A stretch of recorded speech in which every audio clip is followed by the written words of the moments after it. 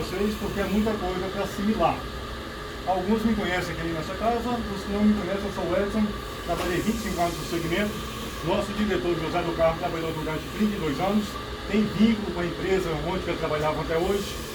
O Ednelson, que é nosso outro diretor, também tem vínculo com a categoria, trabalhou 15 anos. E os demais companheiros aqui também, alguns têm experiência na área de restaurantes. O Antônio Carlos foi vice-presidente do Sindicato Metalúrgico e hoje a gente está à frente da entidade que representa vocês. Porém, eu gostaria muito nesse momento de estar falando de direitos trabalhistas, mas a gente tem que passar da maior parte do tempo falando da falta deles. Mas eu vou fazer um breve relato da história sindical, porque muitos trabalhadores às vezes não sabem para que serve o sindicato, como se deu a entidade sindical. A história dos sindicatos, ela foi constituída através da luta. Tem relatos de entidades sindicais no Império Romano, na Grécia Antiga, ganhou mais ênfase e força depois da Revolução Industrial, onde as máquinas começaram a substituir a mão dos artesãos, as máquinas substituindo o ser humano. Essa foi a primeira Revolução Industrial. A gente está chegando na quarta. Outro dia eu visitei uma empresa, 80 mesas, e lá não tem garçons. Tem um programa de computador, tablet na mesa, e o garçom ali já foi substituído. Então a gente tem uma preocupação muito grande com o caminho que está indo na realidade do trabalhador brasileiro. A gente está tendo novas tecnologias, não vemos governo nenhum se preocupar em qualificar o trabalhador.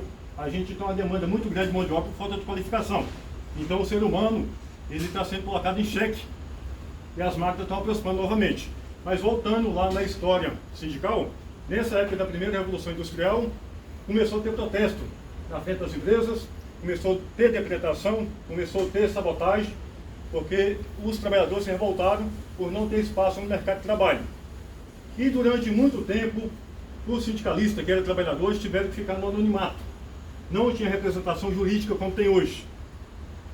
No Brasil começou a ganhar um pouco mais de força depois do fim da escravidão. O primeiro sindicato foi o Sindicato Rural.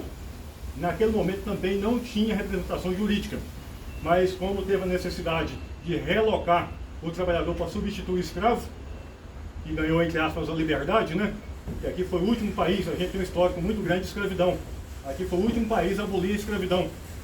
E começou com um cidadão britânico, William Wilberforce, no final do século XVII.